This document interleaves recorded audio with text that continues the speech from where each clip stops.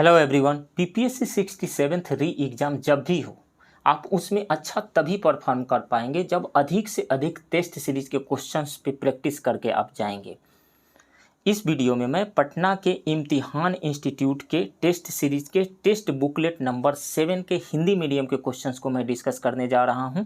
आप इस वीडियो को लाइक कीजिए, शेयर कीजिए और प्लीज़ इस चैनल को सब्सक्राइब कीजिए, क्योंकि हमेशा की तरह मैं कहता हूं, जब आप वीडियो को लाइक करते हैं, चैनल को सब्सक्राइब करते हैं, तो ये मेरे लिए बहुत बड़ा मोटिवेशन का काम करता है। ये मेरे लिए बहुत बड़ी संपत्ति है, बहुत बड़ा एसेट है। तो चलिए शुरू करते हैं। क्वेश्चन नंबर 1, मानव पाचन तंत्र के संबंध में निम्नलिखित में से असत्य कथन की पहचान करें। मुख गुहा में 3 जोड़ी लार ग्रंथियां पाई जाती है, ये सही है। मानव लार में टाइलिन नामक एंजाइम पाया जाता है, ये भी सही है। कार्बोहाइड्रेट का पाचन मुख से ही प्रारंभ हो जाता है, ये भी सही है। पेप्टोन एक प्रोटीन पाचक एंजाइम है, ये गलत है। प्रोटीन का पाचन आमाशय में प्रारंभ होता है। अम्लीय माध्यम में प्रोटीन पाचक एंजाइम पेप्सिन, कौन सा? प्रोटीन पाचक एंजाइम पेप्सिन प्रोटीन को पेप्टोन में बदल देता है, सो ये गलत है। पाचक एंजाइम कौन सा है? प्रोटीन पाचक एंजाइम पेप्सिन है, पेप्टोन नहीं। पेप्टोन तो पेप्टोन में बाद में बदल जाता है, सो राइट ऑप्शन जो हो जाएगा यहाँ पे डी होगा। नेक्स्ट, श्वसन का अंतिम चरण खाद्य अणुओं का ऑक्सीकरण है, जिसे ऊर्जा मुक्त होती है। यह प्रक्रिया कहाँ संपन्न होती है? माइटोकॉन्ड्रिया में संपन्न होती है, इसलिए इस माइटोकॉन्ड्रिया को power house of the cell कहा जाता है, सो राइट ऑप्शन डी है। नेक्स्ट, केंचुए के शरीर में उपस्थित मुख्य उत्सर्जी अंग क्या कहलाता है? केंचुए के शरीर में उपस्थित मुख्य उत्सर्जी अंग वृक्क कहलाता है, राइट ऑप्शन बी है। नेक्स्ट, निम्नलिखित में से बेमेल जोड़े की पहचान करें। उपार्जित लक्षणों की वंशागति का सिद्धांत क्या लैमार्क ने दिया था? यस, दिया था। उत्परिवर्तनवाद का सिद्धांत ह्यूगो डी ब्रिज ने दिया था, यह सही है। अनुवांशिकता का सिद्धांत क्या ग्रेगर जॉन मेंडल ने दिया था? यस, ये भी सही है। गुणसूत्र का नामकरण एस बेंगर ने किया था? नहीं, एस बेंगर ने नहीं किया था। गुणसूत्र का नामकरण डब्ल्यू वाल्टेयर ने किया था, जबकि एस बेंगर द्वारा जीन की आधुनिक विचारधारा दी गई थी, सो राइट ऑप्शन यहाँ पे डी है, ये करेक्टली मैच्ड नहीं है। नेक्स्ट, मानव शरीर में कैल्शियम तथा फॉस्फेट का संतुलन किस ग्रंथि द्वारा नियंत्रित होता है? तो ये होता है पैराथायराइड ग्लैंड के द्वारा, यानी O2 ग्रंथि, पैराथायराइड, राइट ऑप्शन बी है। पिट्यूटरी ग्लैंड द्वारा अस्थियों तथा पेशियों के विकास पर नियंत्रण होता है। शर्करा, वसा तथा प्रोटीन उपापचय का नियंत्रण O2 ग्रंथि द्वारा होता है। O2 ग्रंथि का मतलब थायराइड ग्लैंड। नेक्स्ट, निम्नलिखित में से असत्य कथन की पहचान करें। वर्णांधता में रोगी लाल एवं हरा रंग नहीं पहचान पाता है, सही है। पटाऊ सिंड्रोम से प्रभावित व्यक्ति का ऊपर का होंठ बीच से कट जाता है, यह भी सही है।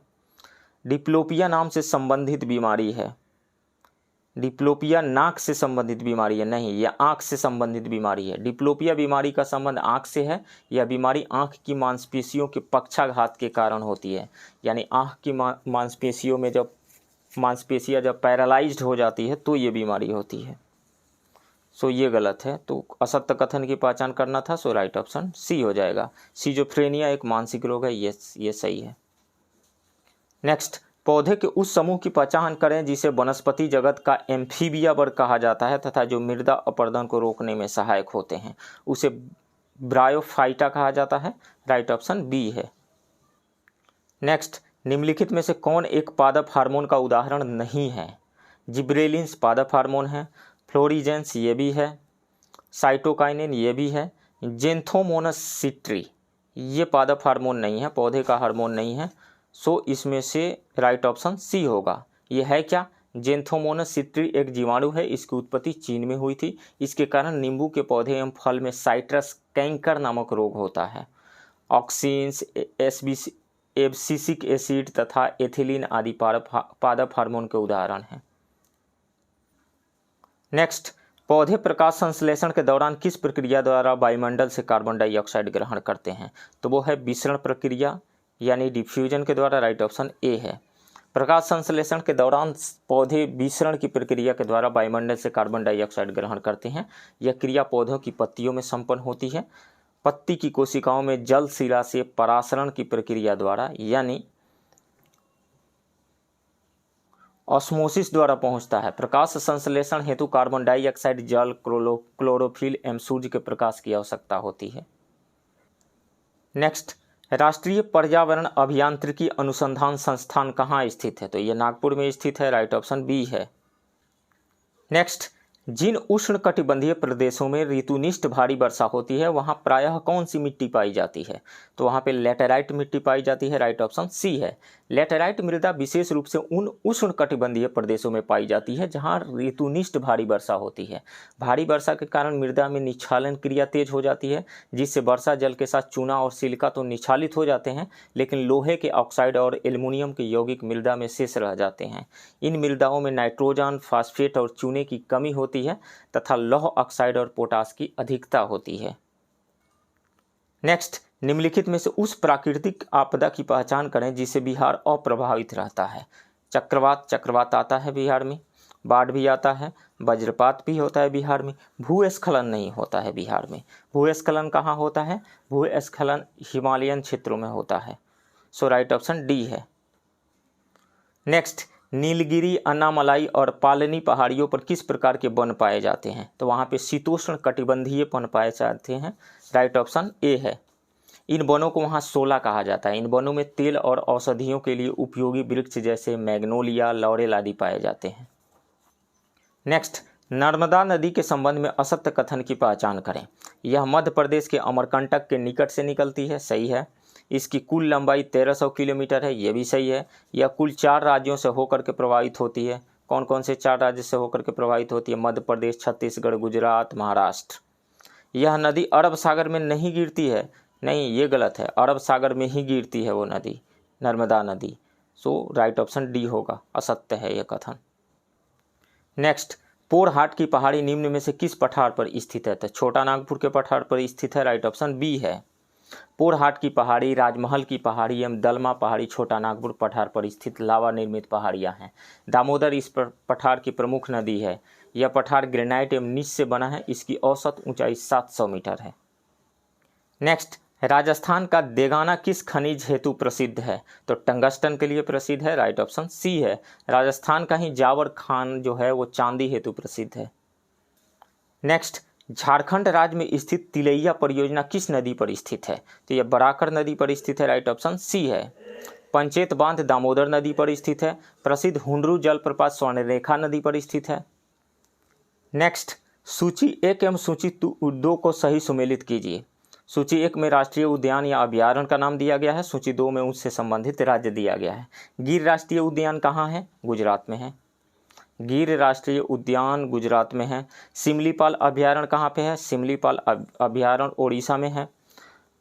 पखोई वन्यजीव अभयारण्य कहाँ पे है? तो ये अरुणाचल प्रदेश में है। चंद्रप्रभा अभयारण्य कहाँ पे है? उत्तर प्रदेश में है। फिर से मैं रिपीट करता हूँ, गिर राष्ट्रीय उद्यान गुजरात में, सिमलीपाल अभयारण्य ओडिशा में, पंखुई वन्यजीव अभयारण्य अरुणाचल प्रदेश में, चंद्रप्रभा अभयारण्य उत्तर प्रदेश में है। तो इसमें से सी ऑप्शन जो है सही आ रहा है। ए का 3, बी का 1, सी का 4 एंड डी का 2।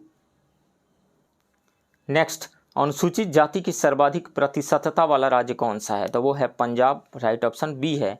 पंजाब की जनसंख्या का 31.9% अनुसूचित जाति है।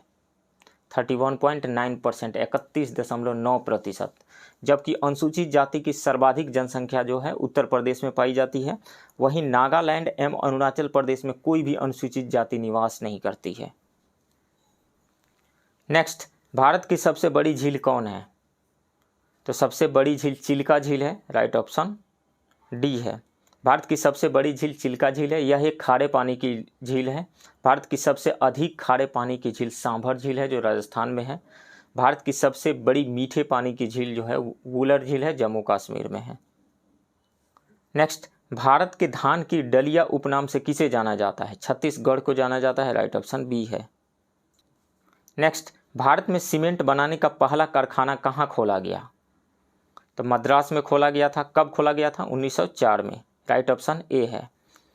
विश्व में सबसे पहले आधुनिक रूप से सीमेंट का निर्माण 1824 ईस्वी में ब्रिटेन के पोर्टलैंड में किया गया था, पोर्टलैंड सीमेंट। नेक्स्ट, सिंधु घाटी सभ्यता निम्नलिखित में से किस युग से संबंधित है? तो आद्य ऐतिहासिक काल से संबंधित है, राइट ऑप्शन डी है। ऐतिहासिक काल का निर्धारण पठनीय लेखन कला के ज्ञान के आधार पर किया जाता है। लेखन कला के ज्ञान से पहले का कालखंड प्रागैतिहासिक कालखंड कहलाता है। भारतीय इतिहास में 2500 बीसी से 600 बीसी तक का कालखंड आद्य ऐतिहासिक माना जाता है। सैंधव सभ्यता आदि ऐतिहासिक काल की सभ्यता है, क्योंकि यहाँ पर लेखन कला का ज्ञान तो था परंतु अभी तक इसे पढ़ा नहीं जा सका है। नेक्स्ट, अरबों की सिंध विजय का वृतांत चचनामा में वर्णित है। इस पुस्तक के रचनाकार हैं कौन है? अली अहमद हैं, राइट ऑप्शन बी है। प्लिनी ने क्या लिखा था? नेचुरल हिस्ट्री नामक पुस्तक लिखी थी। इसमें भारतीय पशुओं, पेड़ पौधों आदि के बारे में विवरण मिलता है। नेक्स्ट, निम्नलिखित में से किस संबंध में बौद्ध धर्म तथा जैन धर्म में समानता नहीं पाई जाती है? अहिंसा दोनों ही धर्मों में है। वेदों के प्रति उदासीनता दोनों धर्मों में समानता है। इसमें आत्मदमन ये दोनों धर्मों में नहीं है, ये सिर्फ जैन धर्म में है, बौद्ध धर्म में नहीं है। बौद्ध धर्म मध्यम मार्ग को फॉलो करने के लिए कहता है। रीति एवं रिवाजों की अस्वीकृति दोनों में ही है, तो इसमें से राइट ऑप्शन सी हो जाएगा, इसमें असमानता है। गौतम बुद्ध ने मध्यम मार्ग का उपदेश दिया था। वे मोक्ष के लिए कठोर साधना एवं काया क्लेश में विश्वास नहीं करते थे। इसके विपरीत महावीर स्वामी ने मोक्ष प्राप्ति के लिए घोर तपस्या तथा शरीर त्याग को आवश्यक बताया। अनिश्वरवाद के संबंध में बौद्ध धर्म एवं जैन धर्म दोनों में समानता है। नेक्स्ट, किस शासक द्वारा सर्वप्रथम पाटलिपुत्र को राजधानी बनाया गया? अजातशत्रु के द्वारा नहीं, बिंबिसार के द्वारा नहीं, शिशुनाग के द्वारा नहीं, कालाशोक के द्वारा भी नहीं। किसके द्वारा बनाया गया था? तो हर्यक वंश के शासक उदयन के द्वारा, या उसका नाम उदयभद्र भी था। सबसे पहले गंगा एवं सोन नदियों के संगम पर पाटलिपुत्र नगर की स्थापना कर राजधानी स्थानांतरित की थी। इससे पूर्व इसकी राजधानी राजगृह में थी। नेक्स्ट, देव नाम प्रिय अशोक के किस प्रमुख शिलालेख में स्त्री महामात्रों की नियुक्ति एवं सभी प्रकार के विचारों के सम्मान की बात कही गई है? तो वह है 12वां शिलालेख, राइट ऑप्शन सी है। अशोक के 12वें शिलालेख में स्त्री महामात्रों की नियुक्ति एवं सभी प्रकार के विचारों के सम्मान की बात कही गई है।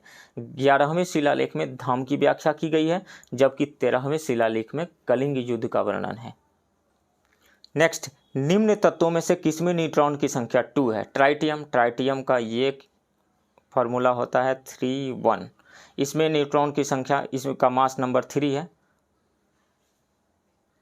इसका एटॉमिक नंबर 1 है, तो नंबर ऑफ प्रोटॉन्स 1 होंगे, जबकि मास नंबर 3 है, तो नंबर ऑफ न्यूट्रॉन्स कितने हो जाएंगे? Mass number minus number of protons, यानी 3 - 1 यानी 2। यानी ट्राइटियम में न्यूट्रॉन्स कितने हैं? 2 है। हीलियम का फॉर्मूला जो होता है helium 4 2, mass number 4, atomic number 2, तो न्यूट्रॉन्स कितने हो जाएंगे? यहाँ पे 2 हो जाएंगे। तो दोनों ही में हीलियम में भी या ट्राइटियम में भी न्यूट्रॉनों की संख्या 2 है। ऑक्सीजन का एटॉमिक नंबर 8 होता है, मास नंबर यदि 16 ले लें तो न्यूट्रॉनों की संख्या 8 हो जाएगी। नाइट्रोजन का एटॉमिक नंबर जो होता है वो 7 होता है, मास नंबर यदि 14 ले लें तो नंबर ऑफ न्यूट्रॉन्स 7 होंगे। तो इसमें 8 न्यूट्रॉन है, इसमें 7 न्यूट्रॉन है, जबकि हीलियम में 2 न्यूट्रॉन एंड ट्राइटियम में 2 न्यूट्रॉन। ट्राइटियम क्या है? हाइड्रोजन का समस्थानिक है, यानी हाइड्रोजन का आइसोटोप है। Protium, deuterium and tritium 3 isotopes होते हैं इसके। सो राइट ऑप्शन जो हो जाएगा वो ई हो जाएगा। ट्राइटियम एंड हीलियम दोनों में 2 न्यूट्रॉन हैं। नेक्स्ट, बायोडीजल किस पौधे से प्राप्त किया जाता है? कैनोला से भी प्राप्त किया जाता है, जेट्रोफा से भी प्राप्त किया जाता है, सैलिकॉर्निया से भी प्राप्त किया जाता है, मक्का से नहीं। सो राइट ऑप्शन ई हो जाएगा, मोर देन 1। नेक्स्ट, ग्लूकोज एवं फ्रक्टोज दोनों ही एक एंजाइम की उपस्थिति में इथाइल अल्कोहल एवं कार्बन डाइऑक्साइड में परिवर्तित हो जाते हैं। किस एंजाइम की उपस्थिति में? तो जाइमेज की उपस्थिति में, राइट ऑप्शन बी है। इसका जो इक्वेशन है C6H12O6, जाइमेज की उपस्थिति में, जाइमेज एंजाइम की उपस्थिति में ये बदल जाता है अल्कोहल में, यानी C2H5OH इथाइल अल्कोहल अब प्लस CO2। इसको यदि हम बैलेंस करें तो यहाँ 2 से मल्टीप्लाई करेंगे, यहाँ 2 से मल्टीप्लाई करेंगे, मतलब कार्बोहाइड्रेट जो है वो बदल गया जाइमेज के उपस्थिति में ethyl alcohol and carbon dioxide में। नेक्स्ट, रेडियोधर्मी पदार्थ क्या उत्सर्जित करते हैं, यानी जो भी रेडियो एक्टिव सब्सटेंस है क्या उत्सर्जित करते हैं। अल्फा रेज का उत्सर्जन होता है बिल्कुल, बीटा रेज ये भी उत्सर्जित होती है, गामा रेज ये भी उत्सर्जित होती है। तो तीनों उत्सर्जित, फोटोन उत्सर्जित नहीं होता है, फोटोन तो लाइट का पार्टिकल है। सो राइट ऑप्शन जो होगा यहाँ पे ई हो जाएगा। नेक्स्ट, स्थिर ताप पर गैस की नियत मात्रा का आयतन उसके दाब का व्युत्क्रमानुपाती होता है, यह किसका नियम है। मतलब ये हुआ कि V जो होता है इन्वर्सली प्रोपोर्शनल होता है P के, या हम यूं कहें कि P जो होता है वो इन्वर्सली प्रोपोर्शनल होता है V के, या तीसरे तरीका से हम इसको कह सकते हैं PV is equal to constant होता है। ये बॉयल का लॉ है, V inversely proportional to P या P inversely proportional to V, या यूं कहें कि PV is equal to constant. ये बॉयल का लॉ है, Boyle's law. Right option A है। नेक्स्ट क्वेश्चन, एक तत्व में इलेक्ट्रॉनों और न्यूट्रॉनों की संख्या क्रमशः 20 तथा 20 है तो इस तत्व की द्रव्यमान संख्या होगी। तत्व में इलेक्ट्रॉन की संख्या जो है 20 है, इलेक्ट्रॉन दिया हुआ है 20। तो कोई भी एलिमेंट इलेक्ट्रिकली न्यूट्रल होता है तो जितना इलेक्ट्रॉन होगा उतना ही प्रोटॉन होगा, मतलब प्रोटॉन की संख्या भी 20 ही हो जाएगी। और न्यूट्रॉन की संख्या कितनी दी गई है, 20 दी गई है। अब प्रोटॉन्स और न्यूट्रॉन को ही तो मास नंबर कहा जाता है, न्यूक्लियॉन्स कहा जाता है। तो ए कितना हो जाएगा, 20 40, यानी द्रव्यमान संख्या जो हो जाएगी वो कितनी हो जाएगी, 40, मास नंबर 40। सो राइट ऑप्शन ए होगा। नेक्स्ट, पाश्चरीकरण की प्रक्रिया में दूध को 16 सेकंड तक किस तापक्रम पर गर्म करके शीघ्रता से ठंडा कर लिया जाता है। तो दूध को 70 डिग्री सेल्सियस से 85 डिग्री सेल्सियस तक गर्म करके और जल्दी से उसको ठंडा कर लिया जाता है। सो राइट ऑप्शन डी है। नेक्स्ट, डोलोमाइट किसका अयस्क है। तो डोलोमाइट हो या मैग्नेसाइट हो या कार्नेलाइट हो, ये तीनों जो है मैग्नीशियम के अयस्क हैं। सो राइट ऑप्शन ए है। नेक्स्ट, कैल्शियम सल्फेट का लोकप्रिय नाम क्या है। तो इसका नाम है plaster of Paris. Right option D है। जिप्सम से बनता है प्लास्टर ऑफ पेरिस। जिप्सम का क्या फार्मूला है, calcium sulphate CaSO4 into 2H2O, ये हो गया जिप्सम। प्लास्टर ऑफ पेरिस जब इसी में वाटर मिलाएंगे तो ये हो जाएगा CaSO4 into ½ H2O। Calcium sulphate hemihydrate को प्लास्टर ऑफ पेरिस कहा जाता है और CaSO4 इंटू 2H2O को जिप्सम कहा जाता है, जिप्सम। नेक्स्ट, निम्नलिखित में कौन सी घटना अभिकेंद्रीय बल का परिणाम है। तो अभिकेंद्रीय बल यानी सेंट्रीफ्यूगल फोर्स क्या होता है, किसी भी पार्टिकल को सर्कुलर पाथ पे मूव कराने के लिए जिस फोर्स की रिक्वायरमेंट होती है, ज़रूरत होती है, उसको सेंट्रीफ्यूगल फोर्स कहा जाता है, यानी अभिकेंद्र बल कहा जाता है। सेंट्रीपिटल फोर्स है तो ही कोई पार्टिकल सर्कुलर पाथ पे मूव करेगा, अदरवाइज नहीं मूव करेगा। इसका एग्जांपल हम ले सकते हैं, जैसे न्यूक्लियस के चारों तरफ इलेक्ट्रॉन मूव कर रहा है, सर्कुलर पाथ पे मूव कर रहा है, तो सेंट्रीपिटल फोर्स की वजह से। सेंट्रीपिटल फोर्स कहाँ से आता है, न्यूक्लियस के अंदर जो प्रोटॉन है उस पे पॉजिटिव चार्ज, इलेक्ट्रॉन पे नेगेटिव चार्ज है, दोनों के बीच में जो फोर्स ऑफ अट्रैक्शन है वही सेंट्रीपिटल फोर्स प्रोवाइड करता है। ये एक एग्जाम्पल हो गया। दूसरा, अर्थ का जो एक नेचुरल सैटेलाइट मून है, अर्थ के चारों तरफ जो रिवॉल्व करता है, तो उन दोनों के बीच में अट्रैक्टिव जो फोर्स लग रहा है, ग्रेविटेशनल फोर्स, वो सेंट्रीपिटल फोर्स प्रोवाइड कर देता है। ये दूसरा एग्जांपल है। तीसरा, कोई भी प्लेनेट सन के अराउंड जो रिवॉल्व करता है, वो उन दोनों के बीच में लगने वाले जो फोर्स ऑफ अट्रैक्शन है, ग्रेविटेशनल फोर्स है, वो सेंट्रीपिटल फोर्स प्रोवाइड करता है। मौत के कुआं में कोई भी बाइक घुमाता है या कार घुमाता है, उसमें भी सेंट्रीपिटल फोर्स लगता है। किसी भी रस्सी में, स्ट्रिंग में हम स्टोन बांध करके वर्टिकल सर्किल में घुमाते हैं, तो वर्टिकल सर्किल में घूम रहा है तो उसको भी सेंट्रीपिटल फोर्स की ज़रूरत होती है। सेंट्रीपिटल फोर्स कहाँ से मिलता है, जो स्ट्रिंग में टेंशन डेवलप हुआ है वो सेंट्रीपिटल फोर्स प्रोवाइड करता है। तो सारे एग्जांपल्स जो हैं ये सेंट्रीपिटल फोर्स से ही रिलेटेड हैं। सर्कुलर पाथ पे मूव करने के लिए किसी भी ऑब्जेक्ट को सेंट्रीपिटल फोर्स की ज़रूरत होती है। अब ऑप्शन हम पढ़ते हैं। पृथ्वी का सूर्य के चारों ओर चक्कर लगाना, ये अभिकेंद्र बल का परिणाम है, बिल्कुल सही है। नाभिक के चारों ओर इलेक्ट्रॉन का चक्कर लगाना, ये भी सही है। साइकिल या मोटरसाइकिल सवार द्वारा चौराहे पर मुड़ते समय केंद्र की ओर झुकना, बिल्कुल ये भी सही है। जब टर्निंग पे, किसी भी सर्कुलर टर्निंग पे कोई जैसे साइकिल लेकर के जा रहा है, बाइक लेकर के जा रहा है, तो ऑटोमेटिकली वो तिरछा हो जाता है। तिरछा होगा तो सेंट्रीपिटल फोर्स मिल जाएगा उसको सेंटर की तरफ, तो वो आसानी से मुड़ जाएगा उस सर्कुलर टर्निंग पे, तो ये भी सही है। पत्थर के एक टुकड़े को रस्सी से बांधकर चारों ओर घुमाया जाना, ये भी सही है। सो इसमें से सभी सही हैं। सो राइट ऑप्शन ई हो जाएगा मोर देन वन करेक्ट ऑप्शन। और एक बात और, सेंट्रीपिटल जो फोर्स है, अभिकेंद्र बल है, इसका नाम ही अभिकेंद्रीय बल, अभिकेंद्र मतलब केंद्र की ओर लगने वाला बल। तो सेंट्रीपिटल फोर्स जो है हमेशा सेंटर की ओर ही लगता है सर्कुलर पाथ के। नेक्स्ट, मैनोमीटर मापक यंत्र का प्रयोग कहाँ किया जाता है? तो गैसों का दाब मापने में किया जाता है, pressure inside the gas, right option C है। मैनोमीटर का उपयोग प्रेशर मापने में, गैस के अंदर के प्रेशर मापने में किया जाता है। बैरोमीटर का उपयोग किस लिए किया जाता है? वायुमंडलीय दाब मापने में। एनीमोमीटर का वायु गति मापने में। हाइग्रोमीटर का हवा की आर्द्रता मापने में, यानी ह्यूमिडिटी मेजर करने में। नेक्स्ट, प्रसारी विश्व की संकल्पना किस पर आधारित है? ये तो डॉपलर इफेक्ट पे आधारित है, राइट ऑप्शन ए है। डॉपलर प्रभाव के कारण आकाश गंगाओं यानी गैलेक्सीज के केंद्र से जाने वाले प्रकाश में उत्पन्न लाल विचलन यानी रेड शिफ्ट, ये दर्शाता है कि वे हमसे दूर जा रहे हैं, अर्थात हर दिशा में ब्रह्मांड का विस्तार हो रहा है, यानी यूनिवर्स का एक्सपेंशन हो रहा है, यूनिवर्स एक्सपेंड कर रहा है। किस प्रिंसिपल से इसको हम समझ सकते हैं? डॉपलर प्रभाव से। नेक्स्ट, सीटी स्कैन करने में प्रयोग में लाई जाती है, क्या लाई जाती है? अवरक्त किरणें नहीं, परासरभ किरणें नहीं, दृश्य प्रकाश नहीं, एक्सरे का यूज किया जाता है, राइट ऑप्शन डी है। नेक्स्ट, एक 100 वाट का बिजली का बल्ब 10 घंटे जलता है तो 12 रुपये प्रति यूनिट की दर से विद्युत खर्च कितना होगा? तो हम जानते हैं कि 1 यूनिट जो होता है, 1 unit is equal to kilo watt hour. Kilowatt, 1 kilowatt hour को 1 यूनिट बिजली कहा जाता है। तो किलोवाट, तो 100 वाट दिया हुआ है, 100 इसमें आवर से मल्टीप्लाई कर दीजिए, 10 घंटे जल रहा है, इसमें 1000 से ये वाट आवर में आएगा, जब 1000 से हम डिवाइड करेंगे तब किलो वाट आवर में आएगा। तो ये 3 जीरो से 3 जीरो कट गया, कितना यूनिट आया? 1 kilo watt hour, 1 kilo watt hour यानी 1 यूनिट आया। तो 1 यूनिट बिजली बिल का खर्च कितना है? 12 रुपये, तो आंसर होगा 12। नेक्स्ट, निम्नलिखित में कौन से ईंधन नहीं है? यूरेनियम, थोरियम, रेडियम, ये जितने भी रेडियो एक्टिव सब्सटेंस है उसको फ्यूल के रूप में यूज कर सकते हैं, लेकिन हीलियम जो है कि इनर्ट गैस है, तो ये एक ईंधन नहीं है, इसका कंबसन नहीं होगा। नेक्स्ट, हाइड्रोजन बम निम्न में से किस सिद्धांत पर आधारित है? तो ये क्वेश्चन जो है बीपीएससी 67 जो कैंसिल हुआ एग्जाम उसमें पूछा गया था, हाइड्रोजन बम किस प्रिंसिपल पे वर्क करता है?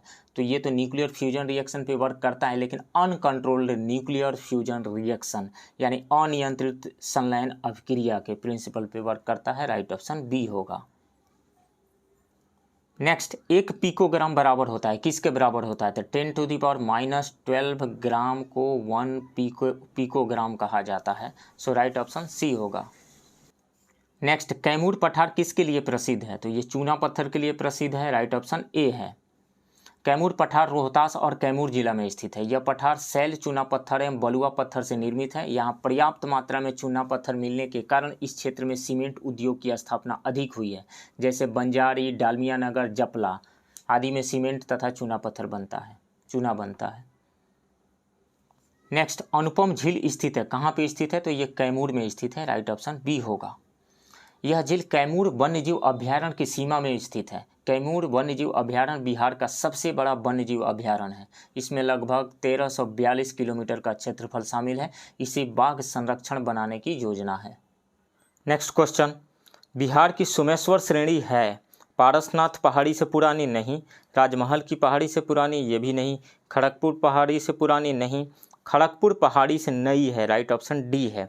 बिहार की सोमेश्वर श्रेणी और शिवालिक श्रेणी का निर्माण एक ही काल प्लीस्टोसिन काल में हुआ। सोमेश्वर श्रेणी बिहार के पश्चिम चंपारण जिला में स्थित है। यह पारसनाथ पहाड़ी, राजमहल पहाड़ी एवं खड़गपुर पहाड़ियों की अपेक्षा नवनिर्मित है। नेक्स्ट, बिहार में गंगा नदी निम्न में से किसका निर्माण नहीं करती है? विसर्प का निर्माण करती है, प्राकृतिक तटबंध का भी निर्माण करती है, दियारा का भी निर्माण करती है, बाढ़ का मैदान का भी निर्माण करती है। तो चारों का निर्माण करती है, चुनना किसका निर्माण नहीं करती है? तो इसमें से कोई भी नहीं होगा, राइट ऑप्शन ई होगा। गंगा नदी का बिहार में ढाल बहुत कम है, इसलिए बिहार में यह विसर्प, प्राकृतिक तटबंध, दियारा और बाढ़ के मैदान का निर्माण करती है। बाढ़ के कारण नई जलोढ़ मिट्टी भी जमा होती है और उर्वरता बढ़ाने में सहायक होती है। यह नदी मार्ग भी परिवर्तन करती है। दक्षिण तट की तुलना में उत्तरी तट अधिक परिवर्तनशील रहा है। बिहार के सभी भागों में गंगा नदी सालों भर नौकागम्य है। नेक्स्ट, निम्न में से किस प्रकार की चट्टानें बिहार में नहीं पाई जाती है? धारवाड़ की चट्टानें पाई जाती है, क्वाटरनी चट्टानें भी पाई जाती है, क्वाटरनरी, विंध्यन चट्टानें भी पाई जाती है, टर्शियरी चट्टानें भी पाई जाती हैं। सभी प्रकार की चट्टानें इसमें से पाई जाती हैं।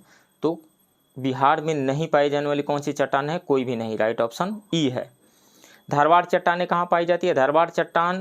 धारवाड़ समूह की चट्टानें बिहार के दक्षिणी पूर्वी भाग विशेषकर मुंगेर की खड़गपुर पहाड़ी, जमुई, नवादा आदि में मिलती हैं। विंध्यन समूह की चट्टानें बिहार के दक्षिणी पश्चिमी भाग में सोन नदी के समीप स्थित है। टर्शियरी चट्टानें यह पश्चिम चंपारण के उत्तरी पश्चिमी भाग में रामनगर, दून और सोमेश्वर श्रेणी के नाम से स्थित है। क्वाटरनरी चट्टानें इसके निक्षेप के कारण एक भेद ढाल वाले विशाल मैदान का निर्माण हुआ जिसे बिहार का मैदान कहते हैं। नेक्स्ट, निम्न में से कौन उत्तरी बिहार के मैदान की सबसे पूर्वी नदी है? तो वो है महानंदा, राइट ऑप्शन ए है। महानंदा उत्तरी बिहार के मैदान की यह सबसे पूर्वी नदी है जो पश्चिम बंगाल के दार्जिलिंग जिला के मकल दियाराम पहाड़ी से निकलकर किशनगंज, पूर्णिया और कटिहार होती हुई पश्चिम बंगाल के मालदा जिला में गंगा नदी में मिल जाती है। मेथी एवं कनमई महानंदा की प्रमुख सहायक नदी है।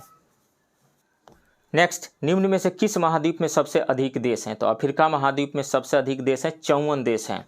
यूरोप में उसके बाद हैं 51 देश, उसके बाद एशिया में 50 देश हैं। राइट ऑप्शन सी होगा। नेक्स्ट, इजराइल की सीमाएं लगती है। तो इजराइल जो है भूमध्य सागर में स्थित एक तटीय देश है।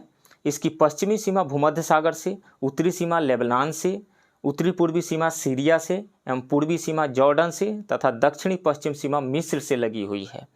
तो लेबनान, सीरिया, जॉर्डन तथा मिस्र चारों के साथ ये अपनी सीमाएं शेयर करता है। राइट ऑप्शन ए है।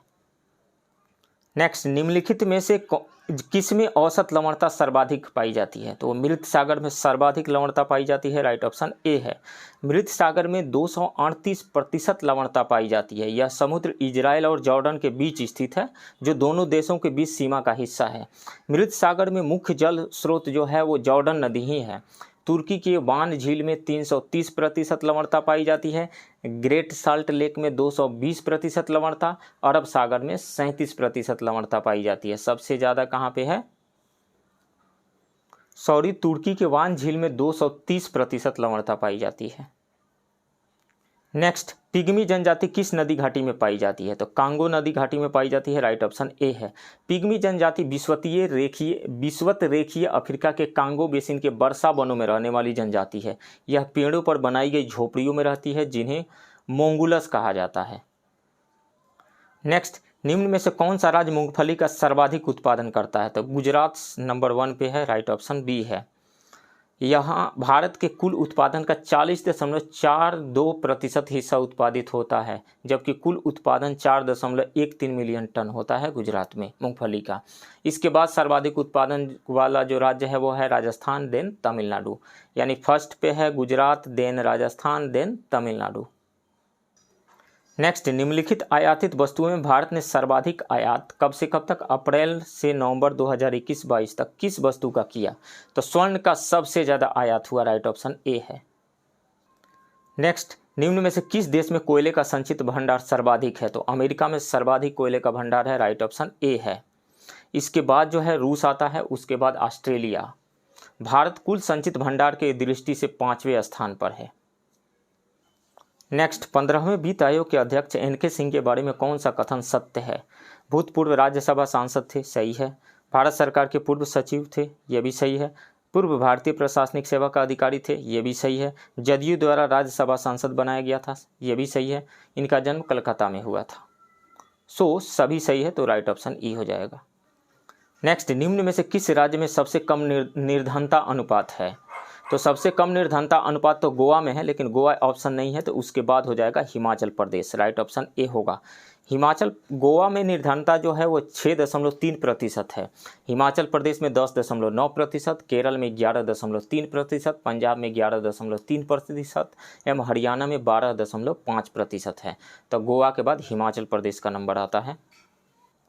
नेक्स्ट, भारतीय अर्थव्यवस्था की विशेषता इनमें से कौन नहीं है? तो कृषि की प्रधानता यहाँ पे है, सही है। उद्योग की प्रधानता नहीं है। चूँकि भारत एक विकासशील अर्थव्यवस्था है इसलिए उद्योग की प्रधानता हम नहीं कह सकते हैं। न्यूनतम प्रति व्यक्ति आय है, बृहद बेरोजगारी है। तो ये 3 स्टेटमेंट जो है सही है, यानी भारतीय अर्थव्यवस्था की विशेषता है, उद्योग की प्रधानता विशेषता नहीं है और यही चुनना था, तो राइट ऑप्शन बी होगा। नेक्स्ट, अंतर्राष्ट्रीय आलू केंद्र का मुख्यालय कहाँ स्थित है? तो ये पेरू की राजधानी लीमा में स्थित है, राइट ऑप्शन ए है। इसकी स्थापना 1971 में की गई थी। नेक्स्ट, निम्न में से कौन भारत में तेल कीमतों का निर्धारण करता है? तो अब जो है तेल कंपनियां ही तेलों का निर्धारण करती है, तेल के कीमतों का निर्धारण करती है, राइट ऑप्शन सी है। नेक्स्ट, भारत में पहली बार मूल्य वर्धित कर लागू हुआ था, कब हुआ था? तो ये 2005 में 1 अप्रैल 2005 से लागू हुआ था, राइट ऑप्शन ये है। सबसे पहले कहाँ लागू हुआ था? हरियाणा में। नेक्स्ट, कोर मुद्रास्फीति को परिभाषित किया जाता है, यानी कोर इन्फ्लेशन क्या होता है? तो इसमें ईंधन मुद्रास्फीति को छोड़कर शीर्ष मुद्रास्फीति, ये गलत है। खाद्य मुद्रास्फीति तथा ईंधन मुद्रास्फीति से, ये भी गलत है। केवल खाद्य मुद्रास्फीति को छोड़कर शीर्षक मुद्रास्फीति से, ये भी गलत है। खाद्य मुद्रास्फीति तथा ईंधन मुद्रास्फीति दोनों को छोड़कर शीर्षक मुद्रास्फीति से, बिल्कुल सही बात है ये। तो राइट ऑप्शन डी है, यानी fuel inflation and food inflation दोनों को छोड़ करके बाकी जो बचता है उससे मेजर किया जाता है कोर मुद्रास्फीति, यानी कोर इन्फ्लेशन को। नेक्स्ट, भारतीय रिजर्व बैंक के बारे में निम्न में से कौन सा कथन सत्य नहीं है? यह सभी प्रकार के करेंसी नोटों को जारी करता है, सभी प्रकार के नहीं, 1 रुपया के छोड़ करके। 1 रुपया के नोट का निर्गमन जो है भारत सरकार करती है, बाकी सब आरबीआई करता है, तो ये गलत है। यह भारत सरकार के बैंकर के रूप में कार्य करता है, सही है। यह बैंकों का बैंक है, ये भी सही है। यह विदेशी मुद्रा का विनिमय करता है, ये भी सही है। तो कौन सा गलत है? ए, राइट ऑप्शन ए होगा। नेक्स्ट, भारत परिषद अधिनियम 1909 के तहत इंग्लैंड की भारत परिषद में नियुक्त होने वाले प्रथम भारतीय कौन थे? तो वो थे केसी गुप्ता तथा Syed Hussain Bilgrami, right option A है। थोड़ा और डिटेल में जानते हैं इसको। भारत परिषद अधिनियम 1909 को मार्लो मिंटो सुधार अधिनियम भी कहा जाता है। सर अरुंडेल समिति की रिपोर्ट के आधार पर इसे फरवरी 1909 में पारित किया गया था। इस अधिनियम में ही मुसलमानों के लिए पृथक निर्वाचन की व्यवस्था की गई थी। इसी अधिनियम में सर्वप्रथम भारत परिषद तथा वायसराय की कार्यकारिणी परिषद में भारतीय सदस्यों को सम्मिलित किया गया। 2 भारतीय केसी गुप्ता तथा सैयद हुसैन बिलग्रामी को इंग्लैंड स्थित भारत परिषद में नियुक्त किया गया तथा एसपी सिन्हा को वायसराय की कार्यकारिणी में एक विधिक सदस्य के रूप में शामिल किया गया। एसपी सिन्हा वायसराय की कार्यकारिणी में सम्मिलित होने वाले पहले भारतीय थे। नेक्स्ट, भारत की संविधान की प्रस्तावना के संदर्भ में निम्नलिखित कथनों पर विचार करें। प्रस्तावना में केवल 1 बार संशोधन किया गया है, बिल्कुल सही है, 1976 में। केशवानंद बाद में उच्चतम न्यायालय ने कहा कि प्रस्तावना संविधान का भाग है, बिल्कुल सही है। 44वें संविधान संशोधन अधिनियम 1975 के द्वारा प्रस्तावना में समाजवादी, पंथनिरपेक्ष और अखंडता शब्द जोड़े गए। ये तीनों शब्द तो जोड़े गए 44वें संविधान संशोधन अधिनियम से नहीं, 42वें संविधान संशोधन अधिनियम 1976 के द्वारा जोड़े गए थे। ये तो बिल्कुल गलत है, 3, 1 और 2 सही है, तो केवल 1 और 2, राइट ऑप्शन बी है। नेक्स्ट, संघात्मक संविधान का सबसे मुख्य लक्षण क्या है? लिखित या अलिखित संविधान का होना? नहीं, लिखित संविधान का होना, ये गलत है, लिखित संविधान होना चाहिए। केंद्र और राज्यों के मध्य शक्तियों का वितरण, ये मेन फीचर है फेडरलिज्म का। संसदीय शासन व्यवस्था का विद्यमान होना, ये कोई ज़रूरी नहीं है। अध्यक्षीय शासन व्यवस्था का विद्यमान होना, ये भी कोई ज़रूरी नहीं है, लेकिन ये ज़रूरी है केंद्र और राज्यों के मध्य शक्तियों का वितरण निश्चित रूप से होना ही चाहिए। और लिखित संविधान होगा तो शक्तियों का वितरण जो है उस संविधान में लिखा गया रहेगा। सो राइट ऑप्शन बी है। नेक्स्ट, किसी भारतीय व्यक्ति की नागरिकता किस आधार पर समाप्त नहीं हो सकती है? नागरिकता का प्रत्याग करने पर, यह तो हो सकती है। किसी अन्य देश की नागरिकता ग्रहण करने पर, यह भी सही है। नागरिकता ग्रहण कर लेने पर नागरिकता खत्म हो जाएगा। सरकार द्वारा नागरिकता से वंचित करने पर भी नागरिकता समाप्त हो जाएगी। किसी विदेशी स्त्री से विवाह करने पर नागरिकता खत्म नहीं होगी। सो ये डी ऑप्शन सही है। नेक्स्ट, समाज के कमजोर वर्गों के संरक्षण के लिए संविधान के किस अनुच्छेद में प्रावधान किया गया है? तो अनुच्छेद 15 में प्रावधान किया गया है, राइट ऑप्शन बी है, आर्टिकल 15। नेक्स्ट, संविधान के किस अनुच्छेद में निहित प्रावधानों के अनुसार राज्यसभा अपने 2/3 बहुमत से प्रस्ताव पारित करके राज्य सूची के किसी भी विषय को राष्ट्रीय महत्व का घोषित कर देती है? तो उस स्थिति में संसद को उस विषय के संदर्भ में कानून बनाने का अधिकार प्राप्त हो जाता है। तो वो आर्टिकल है आर्टिकल 249। अनुच्छेद 249 राइट ऑप्शन सी है। ऐसा प्रस्ताव 1 वर्ष तक लागू रहता है जिसे पुनः आगे बढ़ाया जा सकता है। ऐसा प्रस्ताव राज्यसभा ने 2 बार पारित किया है। पहली बार वर्ष 1952 में व्यापार वाणिज्य उत्पादित वस्तुओं की उपलब्धि तथा वितरण को राष्ट्रीय महत्व का विषय घोषित करते हुए उस पर संसद को कानून बनाने का अधिकार राज्यसभा ने संसद को दिया था। नेक्स्ट, धन विधेयक के संदर्भ में निम्नलिखित में से कौन सा कथन गलत है? धन विधेयक को प्रस्तुत करने से पूर्व राष्ट्रपति की अनुमति आवश्यक है, ये बिल्कुल सही है। धन विधेयक को राष्ट्रपति पुनर्विचार के लिए वापस नहीं कर सकता है, बिल्कुल सही है, क्योंकि इनकी पूर्व अनुमति से ही लाया गया है वो प्रस्ताव, तो ये वापस नहीं कर सकते हैं। धन विधेयक को संसद का कोई भी सदस्य प्रस्तावित कर सकता है नहीं, केवल सरकार के मिनिस्टर मंत्री ही प्रस्तावित कर सकते हैं, तो ये तो गलत है। धन विधेयक केवल सरकार के द्वारा ही प्रस्तावित किया जाता है, ये सही है। तो ए, बी और सी 3 सही है, गलत कौन सा है? ए, बी और डी सही है, गलत सी है। गलत कथन को चुनना था, सो राइट ऑप्शन सी है। नेक्स्ट, निम्नलिखित में से कौन किसी न्यायाधीश को एक उच्च न्यायालय से दूसरे उच्च न्यायालय में स्थानांतरित कर सकता है? तो वो है राष्ट्रपति, राइट ऑप्शन सी है। आर्टिकल 216 के अनुसार प्रत्येक उच्च न्यायालय में एक मुख्य न्यायाधीश तथा राष्ट्रपति द्वारा निश्चित संख्या में अन्य न्यायाधीशों की नियुक्ति की जाती है। कॉलेजियम व्यवस्था के प्रस्तावित नामों की सूची के आधार पर राष्ट्रपति यदि चाहें तो किसी न्यायाधीश का एक उच्च न्यायालय से दूसरे उच्च न्यायालय में तबादला कर सकते हैं। नेक्स्ट, निम्नलिखित में कौन से कार्य भारत के निर्वाचन आयोग का नहीं है? परिसीमन आयोग की गलतियों या त्रुटियों को दूर करना, यह है निर्वाचन आयोग का काम। किसी पार्टी के चुनाव चिन्ह संबंधी विवाद का समाधान करना भी चुनाव आयोग का काम है। प्रधानमंत्री मुख्यमंत्रियों का चुनाव करवाना ये निर्वाचन आयोग का काम नहीं है, सो ये तो गलत है। राष्ट्रपति या राज्यपाल को जिससे संबंध हो किसी सदन के सदस्य की अयोग्यता के बारे में परामर्श देना, ये भी सही है। तो ए, बी और सी सही, ए, बी और डी सही है, लेकिन सी गलत है।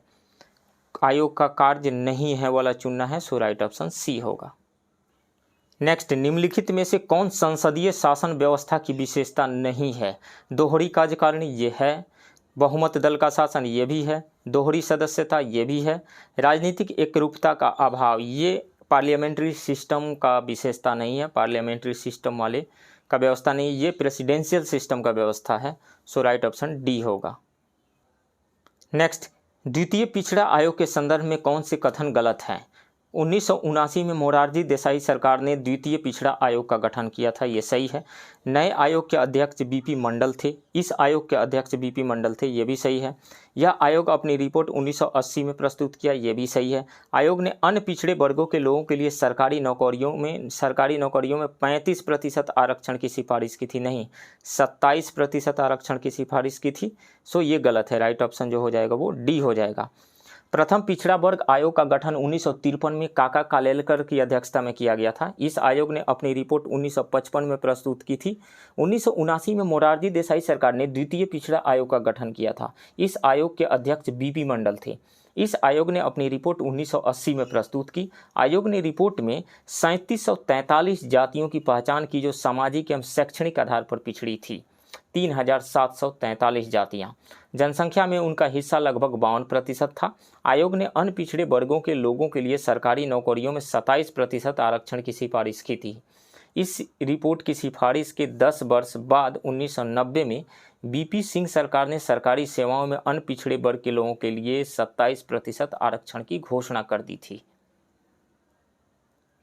नेक्स्ट, संसद का कोई विधेयक जिसमें कम से कम आधे राज्यों की सहमति आवश्यक होती है, उस विधेयक को राज्यों की विधानमंडलों द्वारा स्वीकृति देने के लिए संविधान में क्या समय सीमा निर्धारित की गई है?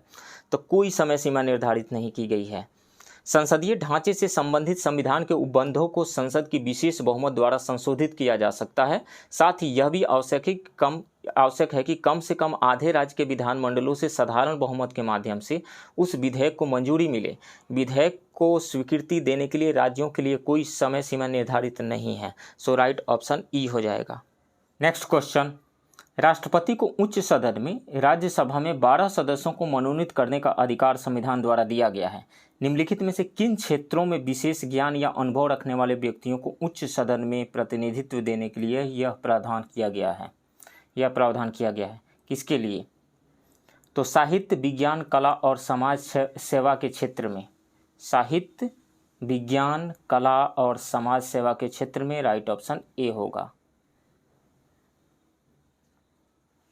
कौन से आर्टिकल में राष्ट्रपति को ये अधिकार दिया गया है? आर्टिकल 80 क्लॉज 3, अनुच्छेद 80 के क्लॉज 3 में ये दिया गया है। और राज्यों में क्या प्रावधान है? इसी प्रकार जिस राज्यों में विधान परिषद है वहां उनकी कुल सदस्य संख्या के 1/6 सदस्य राज्यपाल द्वारा मनोनीत किए जाते हैं। राज्यपाल ऐसे व्यक्तियों को राज्य विधान परिषद का सदस्य मनोनीत करता है जो साहित्य, कला, विज्ञान, सामाजिक सेवा या सहकारी आंदोलन के क्षेत्र में विशेष ज्ञान या अनुभव रखते हों। कौन से आर्टिकल? Article 171 clause 3। यहाँ विशेष उल्लेख करना आवश्यक है कि जब राष्ट्रपति राज्यसभा में 12 सदस्यों को मनोनीत करते हैं तो उसमें सहकारी आंदोलन क्षेत्र के व्यक्ति शामिल नहीं होते, लेकिन राज्यपाल जब मनोनीत करते हैं तो सहकारी आंदोलन क्षेत्र के व्यक्ति शामिल होते हैं। नेक्स्ट, मगध साम्राज्य के संदर्भ में निम्नलिखित में से कौन सा कथन सत्य है? कथन 1 है, बौद्ध ग्रंथों के अनुसार मगध का प्रथम वंश हर्यक वंश था, ये सही है। हर्यक वंश का प्रथम शासक बिंबिसार था, ये भी सही है। पुराणों के अनुसार मगध का राजवंश हर्यक वंश से प्रारंभ होता है, नहीं, पुराणों के अनुसार मगध का राजवंश बृहद्रथ वंश से प्रारंभ होता है। बृहद्रथ ने मगध में बृहद्रथ वंश की स्थापना की थी, तो ये गलत है। बृहद्रथ वंश का अंतिम राजा रिपुंजय था, ये सही है। तो 1, 2 और 4 सही है, 1, 2 एंड 4 राइट ऑप्शन सी है। थोड़ा सा और इलेबोरेट करते हैं इसको। मगध का प्रारंभिक इतिहास महाभारत में वर्णित है। मगध साम्राज्य पर शासन करने वाले प्रथम राजवंश के विषय में बौद्ध ग्रंथों एवं पुराणों में अलग अलग विवरण मिलते हैं। पुराणों के अनुसार मगध का राजवंश बृहद्रथ वंश से प्रारंभ होता है। बृहद्रथ ने मगध में बृहद्रथ वंश की स्थापना की थी। बृहद्रथ वंश का अंतिम राजा रिपुंजय था। बौद्ध ग्रंथों के अनुसार मगध का प्रथम वंश हर्यक वंश था। इस वंश का प्रथम शासक बिंबिसार था।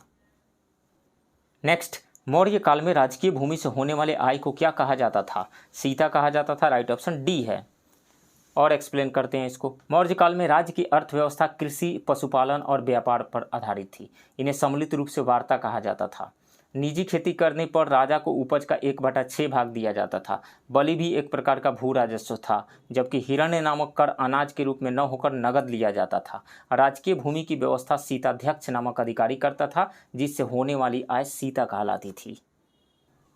नेक्स्ट, अकबर ने राजा मान सिंह को बिहार में प्रांतपति नियुक्त किया था, जिसने बिहार के निम्नलिखित में से किस क्षेत्र को अपनी राजधानी बनाया था? तो रोहतास को अपनी राजधानी बनाया था, राइट ऑप्शन डी है। अकबर ने लगभग 1580 ईस्वी में बिहार को मुगल साम्राज्य का एक प्रांत घोषित किया। अकबर ने राजा मान सिंह को प्रांतपति नियुक्त किया, जिसने 1587 से 1594 ईस्वी के बीच बिहार में मुगल सत्ता को सुदृढ़ किया। मान सिंह ने खड़गपुर, गिद्धौर और भोजपुर में स्थानीय सरदारों को पराजित किया। मान सिंह ने रोहतास को अपनी राजधानी बनाया और फिर बिहार पर शासन किया। नेक्स्ट, संथाल परगना में देश धारक दल का गठन किसने किया था? तो लाल हेम्ब्रम ने किया था, राइट ऑप्शन बी है। लाल हेम्ब्रम ने आज़ाद हिंद फौज के अनुरूप संथाल परगना में देश धारक दल का गठन किया था। लाल हेम्ब्रम सफाहोड़ आंदोलन का सक्रिय सदस्य थे। सफाहोड़ आंदोलन के जन्मदाता बाबा भागीरथी मांझी थे। इस आंदोलन के आंदोलनकारी हमेशा राम नाम की जय किया करते थे। नेक्स्ट, महात्मा गांधी के साथ साबरमती आश्रम से दांडी के लिए प्रस्थान करने वाले 78 स्वयंसेवकों में बिहार के एकमात्र प्रतिनिधि कौन थे? वो थे Girivardhari Chaudhary, right option C है। बिहार में नमक सत्याग्रह का प्रारंभ 15 अप्रैल 1930 को चंपारण और सारण जिलों में नमकीन मिट्टी से नमक बनाकर किया गया था। नेक्स्ट, 11 अगस्त 1942 को पटना सचिवालय पर छात्रों द्वारा राष्ट्रीय झंडा फहराने के क्रम में तत्कालीन जिलाधिकारी के आदेश पर निहत्थे छात्रों पर अंधाधुंध गोलियां चलाई गई। यह आदेश देने वाला जिलाधिकारी कौन था? WG आर्चर था, राइट ऑप्शन ए है। भारत छोड़ो आंदोलन के क्रम में 11 अगस्त 1942 को विद्यार्थियों के एक जुलूस में पटना में सचिवालय भवन के पूर्वी गेट पर राष्ट्रीय ध्वज फहरा दिया गया। विद्यार्थियों की इस कार्रवाई पर पटना के तत्कालीन जिलाधिकारी WG आर्चर के आदेश पर पुलिस ने निहत्थे छात्रों पर अंधाधुंध गोलियां चलाई। इस गोली कांड में उमाकांत प्रसाद सिन्हा, रामानंद सिंह, सतीश प्रसाद झा, देवीपत चौधरी, राजेंद्र सिंह, राम गोविंद सिंह और जगपति कुमार सहित 7 शहीद हो गए थे। नेक्स्ट, 1937 में बिहार में हुए चुनाव में कांग्रेस को कितनी सीटें प्राप्त हुई थी? 22 से 27 जनवरी 1937 के मध्य बिहार के 152 निर्वाचन मंडल क्षेत्रों में चुनाव संपन्न हुए। इसमें कांग्रेस ने अपने 107 प्रत्याशी खड़े किए थे, जिसमें 98 प्रत्याशी विजय रहे। 98 राइट ऑप्शन डी है। नेक्स्ट, विश्व बैंक का मुख्यालय कहाँ है? वाशिंगटन डीसी में है, राइट ऑप्शन सी है। औपचारिक रूप से विश्व बैंक की स्थापना 1944 में हुई थी, परंतु इसकी सदस्यता वर्ष 1945 से प्रभावी हुई। इसका मुख्यालय वाशिंगटन डीसी में है। वर्तमान में इसके 189 सदस्य देश हैं। नेक्स्ट, औरंगजेब के शासनकाल में सर्वाधिक महत्वपूर्ण हिंदू इतिहासकार कौन थे? तो वो थे पंडित ईश्वर दास नागर, राइट ऑप्शन सी है। पंडित ईश्वर दास नागर औरंगजेब कालीन हिंदू इतिहासकार थे। उन्होंने राजपूताना और मालवा की औरंगजेब के काल की घटनाओं का वर्णन फतुहात ए आलमगीरी में किया है। किसमें? फतुहात ए आलमगीरी। फतुहात ए आलमगीरी इस्लामी कानूनों की एक संहिता है। नेक्स्ट, सूची 1 और सूची 2 से सुमेलित और निम्न में से सही कूट का चयन करें, सुमेलित करके। सूची 1 में ईयर दिया गया है और सूची 2 में कार्य दिए गए हैं, कब किए गए। ये सभी अकबर के, मुगल शासक अकबर से संबंधित निर्णय है ये। तो अब देखते हैं कौन किससे मैच कर रहा है। दास प्रथा का अंत अकबर ने 1562 में किया, ये करेक्टली मैच्ड है, ए से 1 होगा। तीर्थ यात्रा कर का अंत अकबर ने कब किया? 1563 में किया। जजिया कर का अंत अकबर ने कब किया? 1564 में किया, ये सही है। दीन इलाही की शुरुआत अकबर ने कब की थी? 1582 में की थी। आईने दहसाला लागू कब किया था अकबर ने? 1580-81 में किया था। तो ए का 1, बी का 2, सी का 3, डी का 4, ई का 5। ए का 1, बी का 2, सी का 3, डी का 4, ई का 5 आमने सामने है ये। तो राइट ऑप्शन ए हो जाएगा। ए का 1, बी का 2, सी का 3, डी का 4, ई का 5। नेक्स्ट, किस तुर्क विजेता ने सर्वप्रथम विंध्याचल पर्वत को पार किया था? तब विंध्याचल पर्वत पार करने वाला प्रथम तुर्क अलाउद्दीन खिलजी था। अलाउद्दीन ने 1294 में देवगिरी के शासक रामचंद्र देव के विरुद्ध सफलता प्राप्त की थी। राइट ऑप्शन बी है, अलाउद्दीन खिलजी। नेक्स्ट क्वेश्चन, विदेशी यात्रियों और संबंधित शासकों की सूची को सुमेलित कीजिए। सूची 1, सूची 2। अब्दुल रज़ाक किनके शासनकाल में आया था? देवराय द्वितीय के शासनकाल में आया था, तो ए का 2 हो गया। निकोली कॉन्टी किनके शासनकाल में आया था? देवराय प्रथम के शासनकाल में आया था, बी का 1 हो गया। डोमिंगो पायस किनके शासन में आया था? कृष्णदेव राय के शासनकाल में आया था, तो सी का 3 हो गया। नुनीज किनके शासनकाल में आया था? अच्युत देवराय के शासनकाल में आया था, तो डी का 4 हो गया। तो ए का 2, बी का 1, सी का 3, डी का 4। राइट ऑप्शन जो हो गया वो ए हो गया। नेक्स्ट, कश्मीर में मार्तंड मंदिर का निर्माण किस शासक ने करवाया था? मार्तंड मंदिर का निर्माण ललित मुक्तापीड़ ने करवाया था। राइट ऑप्शन ए है। ललित मुक्तापीड़ ने कश्मीर में मार्तंड मंदिर का निर्माण कराया था। राजत रंगनी के अनुसार निर्वाचन द्वारा सिंहासन प्राप्त करने वाला राजा यशस्कर था। हुसैन शाह जौनपुर का अंतिम शासक था। हिंदू मंदिरों एवं मूर्तियों को तोड़ने वाला कश्मीरी शासक सुल्तान सिकंदर था, जिसे बुत सिकन भी कहा जाता है। नेक्स्ट, क्रांतिकारियों का उद्देश्य आतंकवाद नहीं अपितु क्रांति है और क्रांति का उद्देश्य भारत में राष्ट्रीय सरकार की स्थापना करना है। यह कथन किसका है? यह कथन सुभाष चंद्र बोस का है। राइट ऑप्शन डी है। सुभाष चंद्र बोस का विचार था कि क्रांतिकारियों का उद्देश्य आतंकवाद नहीं अपितु क्रांति है और क्रांति का उद्देश्य भारत में राष्ट्रीय सरकार की स्थापना करना है। सुभाष चंद्र बोस ने 1943 में आज़ाद हिंद फौज का नेतृत्व संभाला और सिंगापुर में स्वतंत्र भारत के लिए अस्थायी भारतीय सरकार का गठन किया। उन्होंने तुम मुझे खून दो मैं तुम्हें आज़ादी दूंगा का नारा दिया था। केंद्र सरकार ने उनके जन्मदिन 23 जनवरी को पराक्रम दिवस मनाने की घोषणा की है। नेक्स्ट, किस गवर्नर जनरल ने जिला न्यायाधीश के पद सृजित कर चलती फिरती अदालतों को स्थापित किया था? लॉर्ड कॉर्नवालिस ने किया था। राइट ऑप्शन बी है। लॉर्ड कॉर्नवालिस के समय भारत में जिला न्यायाधीश तथा मुंसिफ मजिस्ट्रेट के पदों को सृजित किया गया एवं चलती फिरती अदालतों सर्किट कोर्ट्स की स्थापना हुई। कॉर्नवालिस ने जमींदारों के हाथ से पुलिस काज को छीनकर लगभग 32 किलोमीटर की दूरी पर एक थाना स्थापित किया। कॉर्नवालिस को पुलिस सेवा एवं सिविल सेवा का जनक भी कहा जाता है। नेक्स्ट, 1850 के दशक में सूरत में प्रमुख नमक विद्रोह किसके शासनकाल में हुआ था? लॉर्ड हार्डिंग के शासनकाल में हुआ था। राइट ऑप्शन ए है। सूरत में नमक विद्रोह लॉर्ड हार्डिंग के शासनकाल के समय में हुआ था। इस विद्रोह को परिणाम स्वरूप नमक कर को आधा कर दिया गया था। लॉर्ड हार्डिंग, जिनका शासनकाल 1844 से 48 के मध्य रहा, के शासनकाल की प्रमुख जो विशेषताएं हैं वो हैं 1845 से 46 में प्रथम अंगल सिख युद्ध हुआ, जिसका समापन लाहौर संधि के तहत हुआ 1846 में। 1844 में बालिका शिशु हत्या तथा नर बलि प्रथा का निषेध किया गया। खोंड जनजाति में नर हत्या की प्रथा को रोकने के लिए जनरल कैंपबेल की नियुक्ति की गई थी। नेक्स्ट, भारतीय शिक्षा का मैग्ना कार्टा किसे कहा जाता है? वुड डिस्पैच को कहा जाता है, राइट ऑप्शन ए है। और एक्सप्लेन करते हैं इसको। लॉर्ड डलहौजी के कार्यकाल में कंपनी ने 1854 में बोर्ड ऑफ कंट्रोल के प्रधान चार्ल्स वुड की अध्यक्षता में एक शिक्षा नीति की घोषणा की गई, जिसे वुड डिस्पैच कहा गया। इसमें लगभग 100 अनुच्छेद थे। इसे भारतीय शिक्षा का मैग्ना कार्टा कहा जाता है।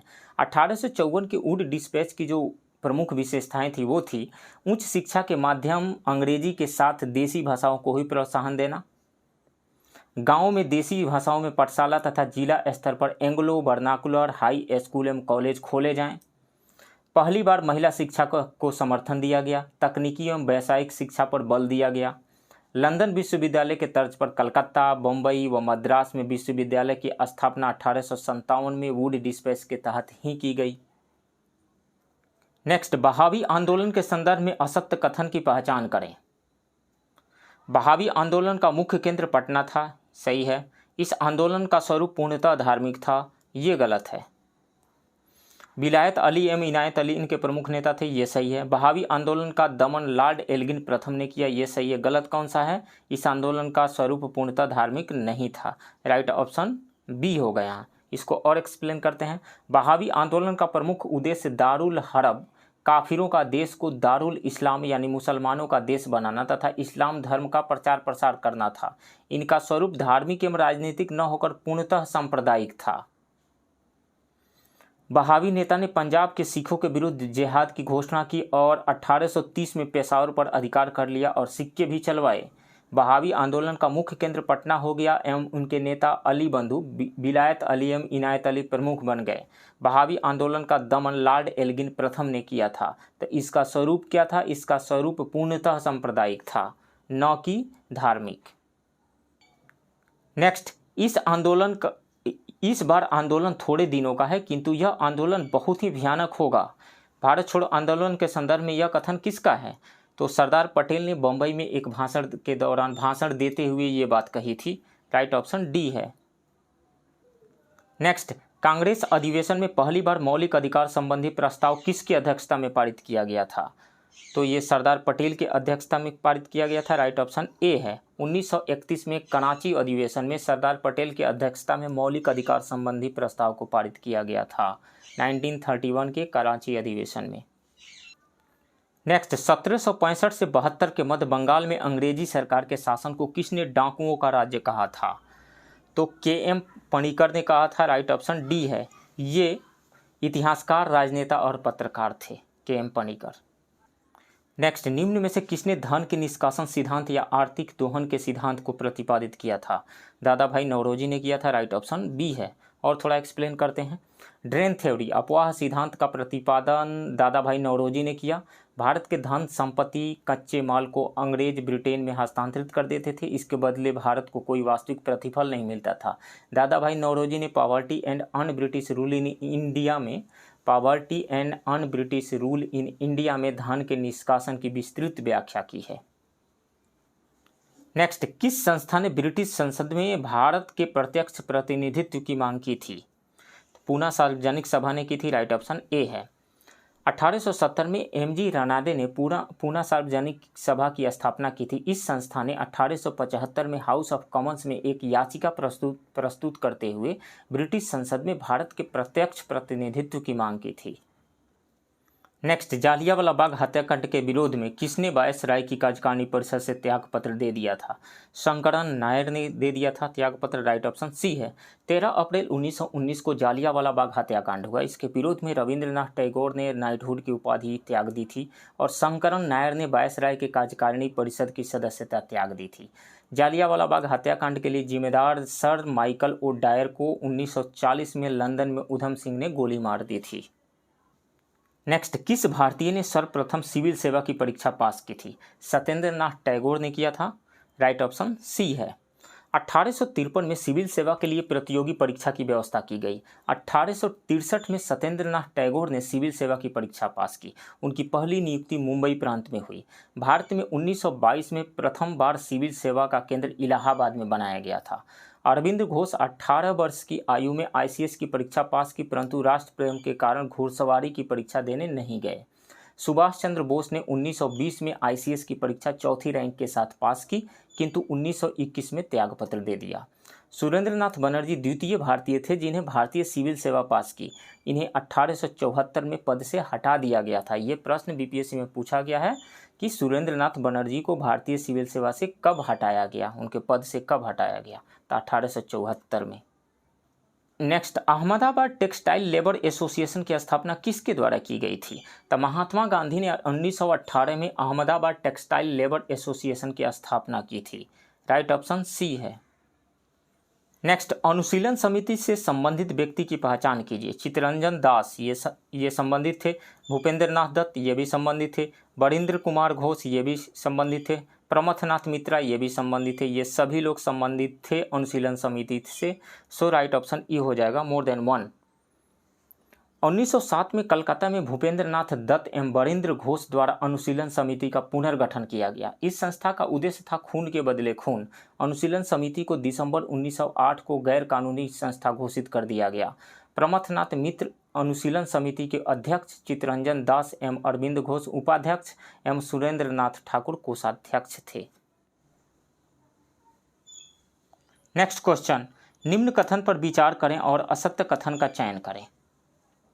अमृत बाजार पत्रिका की स्थापना मोतीलाल घोष एवं शिशिर कुमार घोष ने की थी। ये सही है। सत्यार्थ प्रकाश की रचना स्वामी दयानंद सरस्वती ने की थी। ये भी सही है। लीडर समाचार पत्र का संपादन एनी बेसेंट एवं अरविंद घोष ने किया था। नहीं, लीडर समाचार पत्र के संपादक मदन मोहन मालवीय थे। सो ये गलत है। यंग इंडिया गांधी जी द्वारा प्रकाशित साप्ताहिक पत्रिका थी। ये सही है। गलत कौन सा है? ओनली सी। राइट ऑप्शन सी होगा। नेक्स्ट, भारतीय इतिहास में 1905 ईस्वी चर्चित रहा। निम्न में से किस घटना का संबंध 1905 से नहीं है? बंगाल विभाजन 1905, ये है। स्वराज संबंधी प्रथम प्रस्ताव, ये भी 1905 में हुआ था। स्वदेशी आंदोलन शुरू हुआ था 1905 में। इंडियन होम रूल सोसाइटी की स्थापना भी 1905 में ही हुआ था श्यामजी कृष्ण वर्मा के द्वारा। तो ये सभी 1905 में ही हुए। सो सभी सही है, 1905 में ही हुए। निम्न में से किस घटना का संबंध 1905 से नहीं है? तो सभी का संबंध 1905 से है। नन ऑफ द अबव हो जाएगा। राइट ऑप्शन ई होगा। थोड़ा सा और इलेबोरेट करते हैं इसको। 20 जुलाई 1905 को बंगाल विभाजन की घोषणा की गई। ये BPSC में पूछा गया है। 16 अक्टूबर 1905 बंगाल विभाजन प्रभावी हुआ। 1905 को 16 अक्टूबर 1905 को बंगाल विभाजन प्रभावी हुआ। ये भी BPSC में पूछा गया प्रश्न है। बंगाल विभाजन के विरोध में 7 अगस्त 1905 को स्वदेशी आंदोलन शुरू हुआ। 1905 में ही सर्वप्रथम स्वराज संबंधी प्रस्ताव बनारस अधिवेशन में लाया गया, जिसे 1906 के कलकत्ता अधिवेशन में पारित कर दिया गया। 1905 में ही लंदन में श्यामजी कृष्ण वर्मा ने इंडियन होम रूल सोसाइटी की स्थापना की थी। तो सभी ये 1905 में ही हुए थे। नेक्स्ट, अरुणा आसफ अली ने किस आंदोलन में महत्वपूर्ण भूमिका निभाई थी? तो भारत छोड़ो आंदोलन में निभाई थी। राइट ऑप्शन ए है। अरुणा आसफ अली ने भारत छोड़ो आंदोलन में सक्रिय भूमिका निभाई थी। भारत छोड़ो आंदोलन 9 अगस्त 1942 से शुरू हुआ। इसी आंदोलन का प्रमुख नारा करो या मरो था। इस आंदोलन के दौरान ऑपरेशन 0 आवर के तहत प्रमुख राजनेताओं को गिरफ्तार कर लिया गया। अंग्रेजों के दमन के बाद भूमिगत आंदोलन का नेतृत्व जयप्रकाश नारायण, राम मनोहर लोहिया और अरुणा आसफ अली ने किया था। भूमिगत आंदोलन का नेतृत्व। नेक्स्ट, भारतीय राष्ट्रीय कांग्रेस के किस अधिवेशन में जनगण मन राष्ट्रगान पहली बार गाया गया था? तो 1911 के कलकत्ता अधिवेशन में। राइट ऑप्शन बी है। कांग्रेस के कलकत्ता अधिवेशन 1911 में पहली बार राष्ट्रीय गान जनगण मन गाया गया। इस अधिवेशन की अध्यक्षता बिशन नारायण धर ने की थी। 1896 में कलकत्ता अधिवेशन में बंकिम चंद्र चटर्जी द्वारा लिखित राष्ट्रीय गीत वंदे मातरम गाया गया। कब? 1896 में। कांग्रेस के कलकत्ता अधिवेशन 1906 में दादा भाई नौरोजी ने स्वराज शब्द का उल्लेख किया था। कब? 1906 में।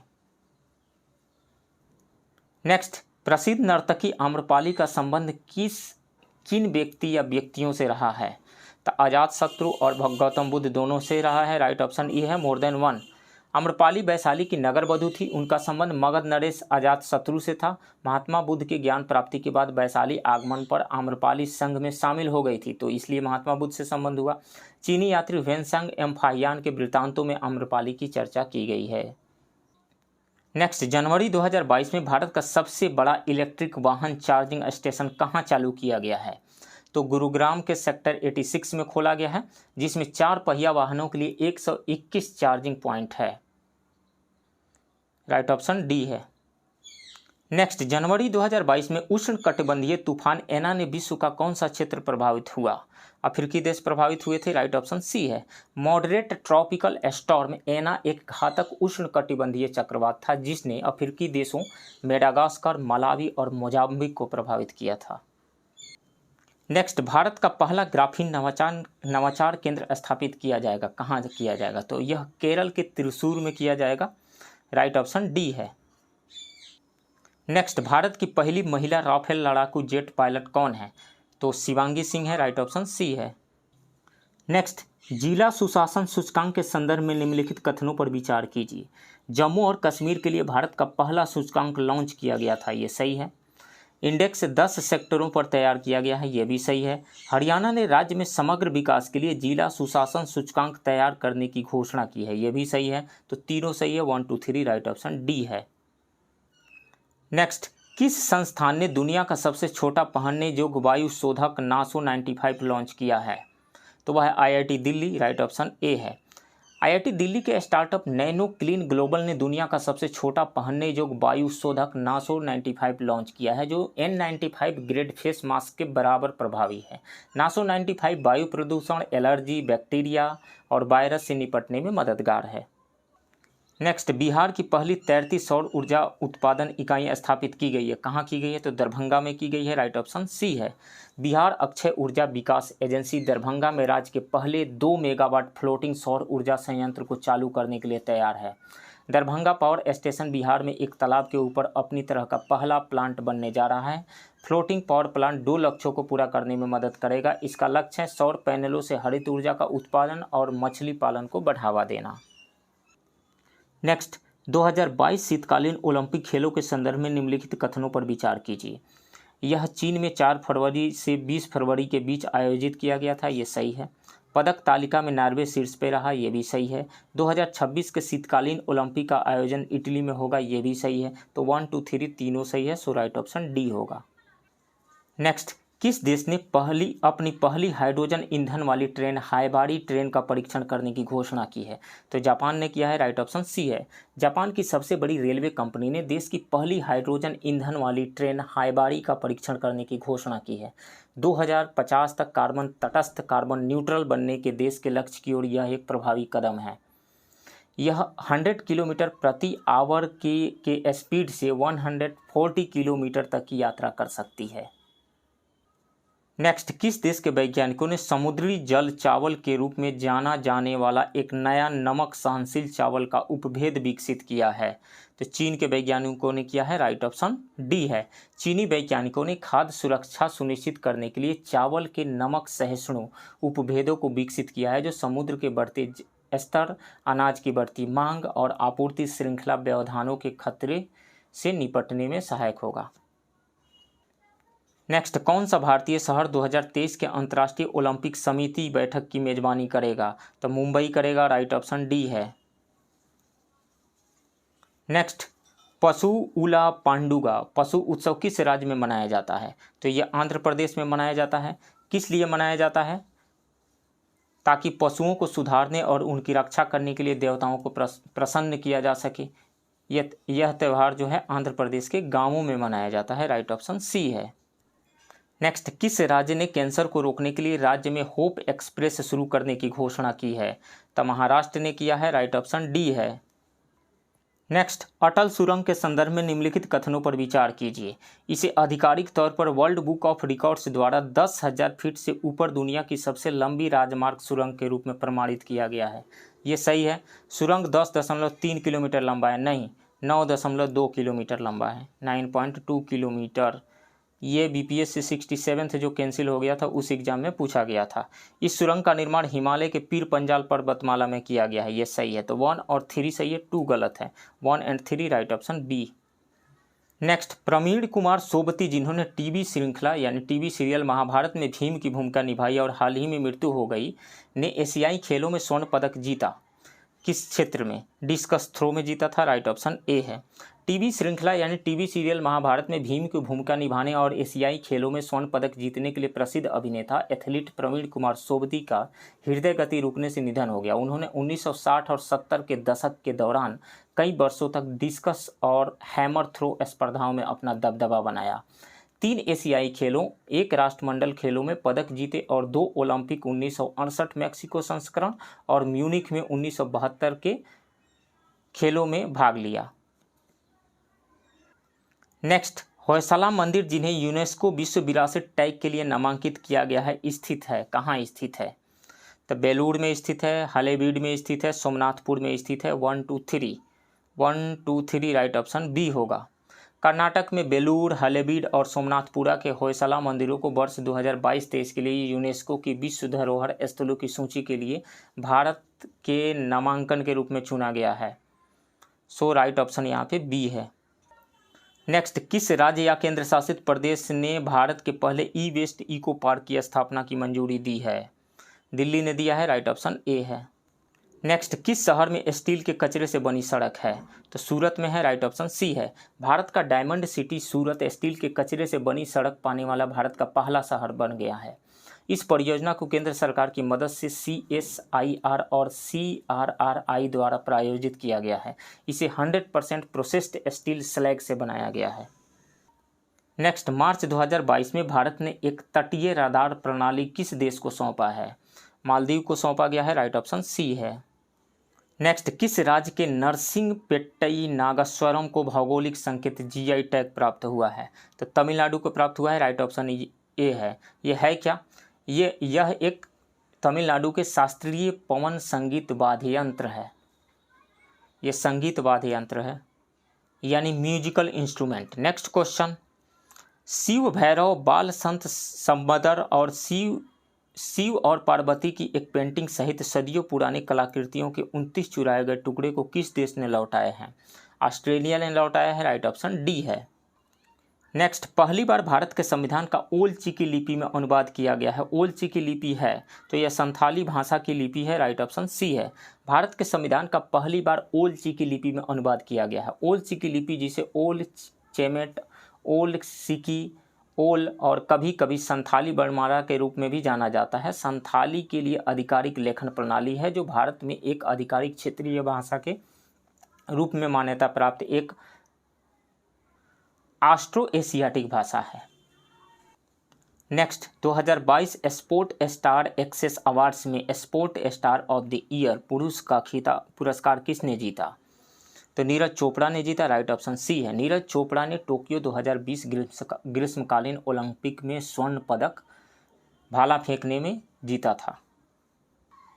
नेक्स्ट, जर्मन ओपन 2022 में रजत पदक जीतने वाले पहले भारतीय कौन बने हैं? तो लक्ष्य सेन बने हैं, राइट ऑप्शन डी है। नेक्स्ट, अंतर्राष्ट्रीय महिला दिवस 2022 का विषय था तो एक स्थायी कल के लिए आज लैंगिक समानता, राइट ऑप्शन सी होगा। संयुक्त राष्ट्र द्वारा अंतर्राष्ट्रीय महिला दिवस 2022 की थीम एक स्थायी कल के लिए आज लैंगिक समानता है, जिसका उद्देश्य उन महिलाओं को पहचानना है जो एक अधिक स्थायी भविष्य के निर्माण के लिए काम कर रही है। नेक्स्ट, अटल बिहारी वाजपेयी नामक एक नई पुस्तक किसके द्वारा लिखी गई है? सागरिका घोष के द्वारा लिखी गई है, राइट ऑप्शन ए है। नेक्स्ट, दिसंबर 2021 में जारी सुशासन सूचकांक के संबंध में निम्नलिखित में से कौन सा कथन सत्य नहीं है? इसे सुशासन दिवस 25 दिसंबर पर जारी किया गया था, यह सही है। गुजरात ने ग्रुप ए में सुशासन सूचकांक 2021 में समग्र रैंकिंग में शीर्ष स्थान हासिल किया था, यह सही है। ग्रुप बी में सुशासन सूचकांक 2021 में राजस्थान सूची में सबसे ऊपर रहा है, नहीं, मध्य प्रदेश रहा है, MP रहा है सबसे ऊपर ग्रुप बी में।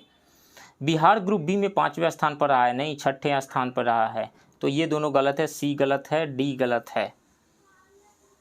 सो more than one correct option इसमें से हो जाएगा ई।